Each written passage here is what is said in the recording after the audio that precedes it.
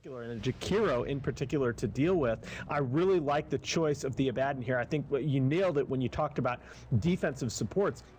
The interesting thing to me, still going to be a very strong hero up against the bristleback. Can't necessarily zone him out of experience range, but he can make sure he doesn't get a good amount of free farm. Now we have Yol currently sitting with the invis on the left side. They're going to be going for Jotum first. Puppy, meanwhile, is going to be able to leap himself up the cliff. Jotum gets off the Aphotic Shield. They need one more hit. Will be able to take him down. Arrow onto Yol as well.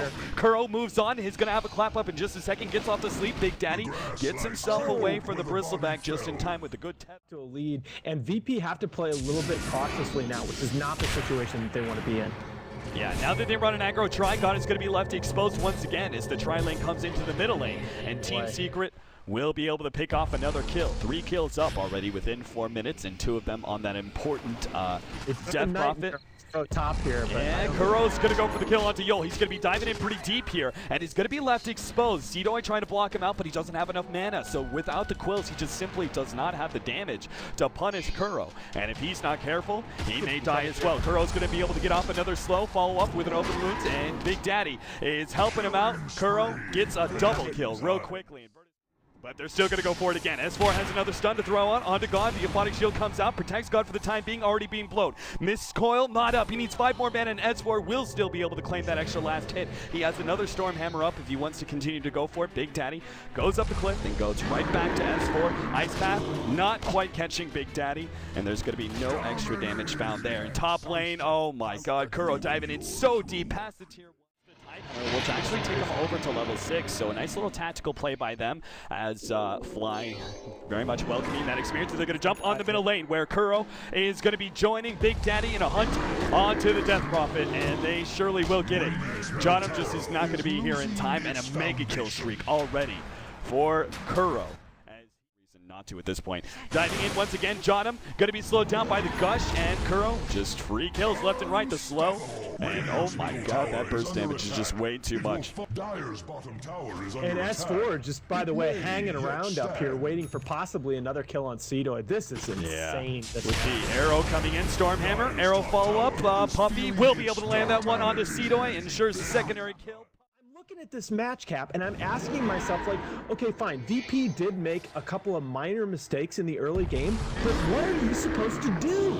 Yeah, the Yol is going to be next up, the next victim of the bear. Wicked Sick, BZZ runs in. Oh my God, that attempt at the relocate is still going to result in BZZ's death here. Well, actually, maybe not. They don't have an extra stun. They just need to keep pace. Ice Path is going to be able to come in. God now going to activate that. On top of all that, gets him out of the exercise. They still don't care. They're still going to go for it. Jotum is trying to protect these heroes, but he threw the Aphotic Shield on one. Kuro's going to eat the other one instead. Ice Path does not protect him. The Exorcism just not finishing off any of these heroes. Big Daddy will finally need to right-click down. Kuro is pretty far out here. The Aphotic Shield as well as the Exorcism doing a good amount of damage. He still has the Aegis to protect him. Jotum getting low. Finally, he is taken down. The raid boss is down, ladies and gentlemen. Kuro, though, is going to come right back up, try and chase down some of these heroes. They may actually catch one inside here. Jotum, oh, Tidehunter just needs an anchor smash, and he will get it. Now going to be going for the dive here in this bottom lane. Yo, he doesn't have anything to protect himself. He's got no mana. He's sitting at half health. He's surely going to die here as he's just trying to juke himself around. Eventually, he is cornered and godlike already. Pre-10 minutes in, Kuro is getting a kill a minute at this rate thanks to Big Daddy top lane. We have already S4 able to get the kill on Bristleback, and may not be going down here. Big Daddy already with the save. The bottle heals up, and S4, he's actually going to try and turn this one around a little bit. He's getting the heals in, and as soon as he comes in, Stormhammer out on Jotum, but with are fortified.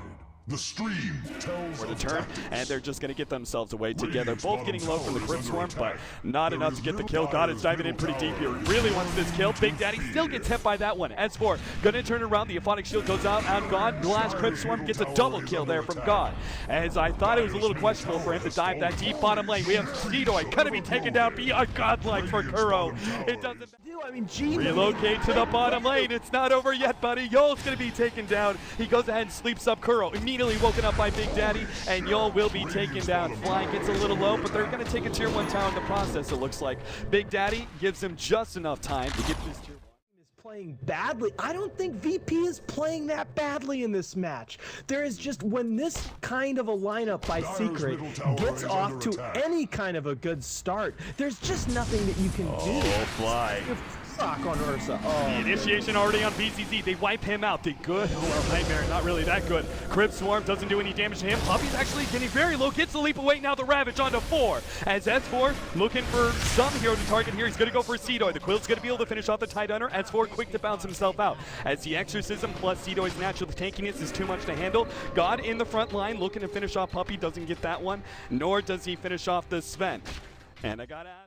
I don't know what else is there to say. I'm just gonna. Oh, the relocate's coming in from the side, and it's going to be the big bad bear. He's going for Johnham, already held in. Fiend's Grip is excellent from Yol. He's going to be protected a little bit by this Fiend's Grip. But look at Kuro. He's so damn big, he doesn't care. He's going to move on, go straight for the Ghost Lady. No, goes back to Johnham, whose health no longer has that ultimate. Beautiful ice path. The Exorcism is doing what work he can, but against all these strength heroes, they just can't kill him fast enough. S4 gets low, will be taken down. And Kuro is actually getting a little bit low here, but he's chasing down God. Can't body block him up. They're trying to kite him around as much as possible. The slow goes out, and they finally kill him. Raid boss down once again. 1,300 gold streak going the way. And we've got God with the Ghost Scepter, as well as a lot of movement speed as well, which is so important versus the Ursa. Kuro is going to be seen here by Seedoy. Seedoy has to be careful. They're immediately going to try and target in the back. We have a good 3-man Ravage. Kuro's going to be focusing on God, but he is going to be kited around quite extensively. Tidehunter has already been eliminated. Seedoy is going to be gobbled up. No, he gets away. The Aphotic Shield keeps him alive. Kuro's going to fall. And now Virtus Pro, on the hunt for more, are going to be looking for... I'm not completely sure they can hold this. I don't think so either, man. They still have the Aegis up on Seedoy. Arrow lands on God, but he still has the Exorcism. Kuro's going to try and take advantage of that. The Aphotic Shield's already blown out. Ravage goes out. Kuro hit by the Ice Path, though. That's going to delay his damage. He's going to clean up BZZ real quick. God, though, is still very healthy. They're going to try and chase away Seedoy. He does have an Aegis up, so he can afford to lose his life here if it's in exchange for a really good fight. The Aphotic Shield, arrow lands on him, and Team Secret will be sticking around trying to finish him off. The Silence, good positioning there. But Virtus Pro, they've lost the Exorcism. Don't really think they can continue to go for this fight. This is over an extension, I feel. But we'll see whether or not Team Secret can turn it around. He's done up Johnham, heals up a huge amount as S4 gets a lot of clean damage on him, and Kuro still held in by that Fiend's Grip. He's going to be taken down. S4's not doing enough damage. He's trying to beat into these tanky heroes, but it's not going to be enough. BCC continually healed up by Johnham. Puppy trying to run himself away, gets a leap up to the side. S4 going for BCC with the Moonlight Shadow going up. There goes the Ghost Scepter, but he still dies to the urn. Johnham doesn't have an ultimate anymore. He gets taken down by Puppy, and farther down the relocate, gonna catch out Yo. Fly is gonna be able to slow him down with a gush in just a second, and they'll chase him down. He has a Ghost Scepter to delay this bit, but it's only going to delay his inevitable death here as the rest of the team gets himself away. He tries to go for Big Daddy, and Kuro is actually still asleep. Yo, he's getting some distance here. Kuro doesn't have that Blink Dagger still, and he's managed to get himself away. They have a gush onto Yol. Still will be able to catch up in the end as the attempt to deny so close there from Yol. Would have been a huge play, especially if they try and go uphill without Yol backing them up. Radiant's bottom tower is under attack. Tier 3 Tower Secret are backing themselves up for the time being. It's all about Fly. He's coming in from the side, gets off a Ravage on 4, and now immediately goes for God. Ghost Scepter goes off, protecting God for the time being, but it's going to go away eventually, and he gets gobbled up real quickly. And now the hunt. Seedoy already getting the Aphotic Shield. Johnham relocate forward. They're going to go for BCC on the side, surrounding him inside the jungle, and take him out real quickly. Johnham will teleport himself away. 3 heroes go down. And Seedoy just keeps on beating down into a Kuro. Says, turn around, you want to fight? Let's fight. Let's dance, motherfucker. Seedoy getting held in. Ice Path hits on 2. Seedoy gets hit by the arrow, but he's still so tanky. He's got his back turned around. The Quills just keep on going up and finish off the Tidehunter. Kuro is getting low, but he will be able to finish him off. The Macro Pyre not quite enough. Says 4, bottling up. There goes the Magic Wand. Able to get him just an extra bit of health, and Big Daddy will keep his ally alive for another second here. Tidehunter dead, Bristleback also down. The range track's the only pickup so far by Virtus Pro. Puppy now lands an arrow onto BCC. Kuro trying to get in position, but he only's gotten to the movement speed right now. It's another Ice Path. Will prevent them from being able to pursue. Back in the middle, Weezer trying to take down. Yo, he gets a teleport away! He barely gets out. S4 keeps on looking for more. Blink Dagger forward. BZZ, Force Staff, nicely played. It's going to get them in range, and finally they take down that tanky 2-headed dragon. Where you have to tell a story here where they're going to be able to take a big fight and win the game for VP, and I just have a hard time seeing that happening. This could be it. S4 is already going to get inside the Vice up. The Ice Path follow up, but the Ravage comes in, and God gets taken down in just a burst of claws, fangs, and teeth as BZZ is going to be cleaned up as well. Hammer to the face. On the map saying, look, we got to go make something happen right now. They're going to force this engagement here.